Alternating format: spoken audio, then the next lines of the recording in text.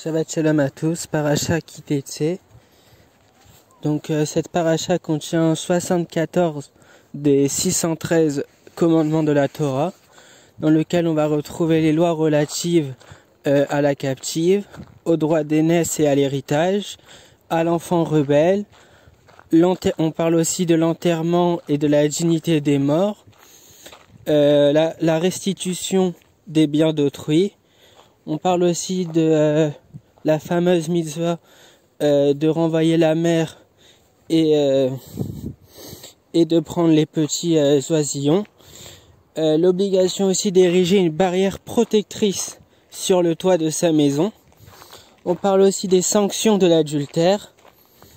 On parle de la pureté du camp militaire, de le devoir de payer ses travailleurs en temps et en heure.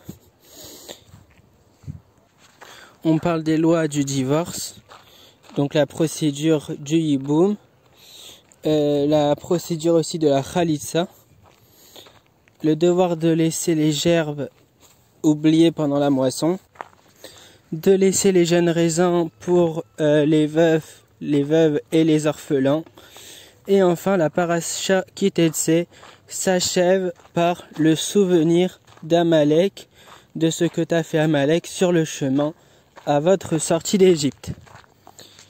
Nous allons maintenant approfondir un passage, vers chapitre 23, versets 22 à 24. Donc la Torah dit: quand tu as fait un vœu à Hachem ton Dieu, ne tarde pas à le payer, car Hachem ton Dieu t'en demandera certainement compte, et tu seras coupable d'un péché. Ce qui est sorti de tes lèvres, accomplis-le absolument, comme tu en as fait le vœu à Hachem ton Dieu, l'offrande que tu as prononcée de ta bouche. On va essayer de comprendre pourquoi Hachem se montre exigeant envers la personne qui a prononcé un vœu. Donc ici on ne parle pas d'une offrande obligatoire, mais de quelqu'un qui a dit je vais offrir un mouton ou un bœuf de manière occasionnelle, ou bien même dans le cas d'un homme envers un autre homme. Si je te dis je vais t'offrir un cadeau et que tu le fais pas, on voit ici aussi qu'il faut tenir sa parole. On sait que dans ce monde, le fait de dire quelque chose, c'est pour préparer une préparation à l'acte, alors qu'en haut, la parole a le même effet que l'action.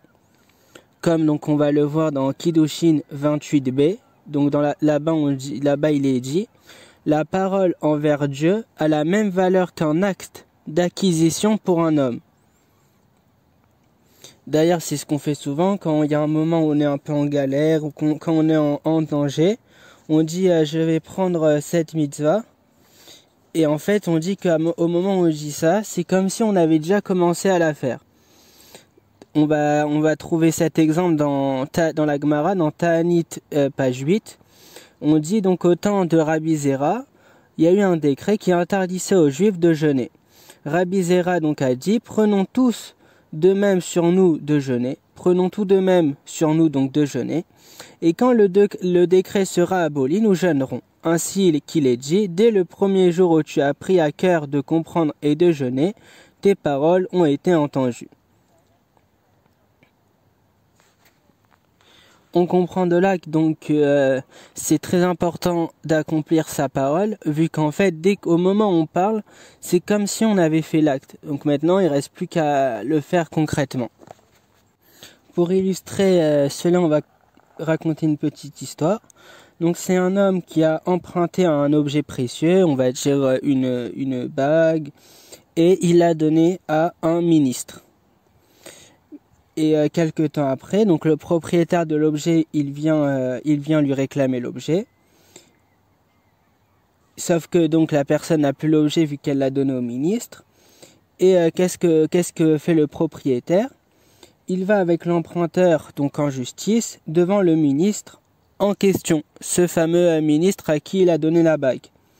Et donc il exige qu'on lui paye ou qu'on lui rende l'objet. Le ministre, qu'est-ce qu'il va faire?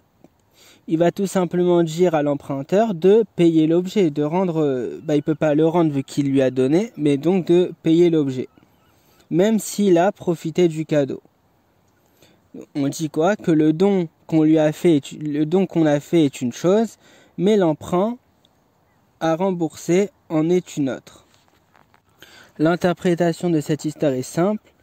Quand il y a une personne qui se trouve en danger et qui va faire un vœu, il va emprunter sa parole, entre guillemets, pour faire un cadeau à Dieu. Il va emprunter sa parole donc pour faire un cadeau à Dieu, afin d'apaiser la justice et que tout se passe bien. Et après cela, il a le devoir de payer sa dette, sa promesse. Comme il est dit, il ne profanera pas sa parole, tout ce qui sortira de sa bouche, il le fera. Dans Bamidbar, chapitre 30, verset 3. C'est comme on voit dans notre verset. Quand tu feras un vœu à Hachem ton Dieu, ne tarde pas à le payer. On pourra se dire alors, mais ce n'est pas qu'un cadeau que j'ai promis. Et là on te dit c'est vrai, mais le devoir ne concerne pas la chose promise en soi, il consiste à payer l'action qui a déjà été effectuée par la parole.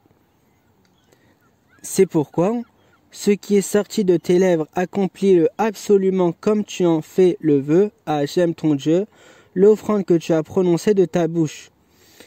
Il est dit, il s'agit donc du devoir d'accomplir la parole donnée,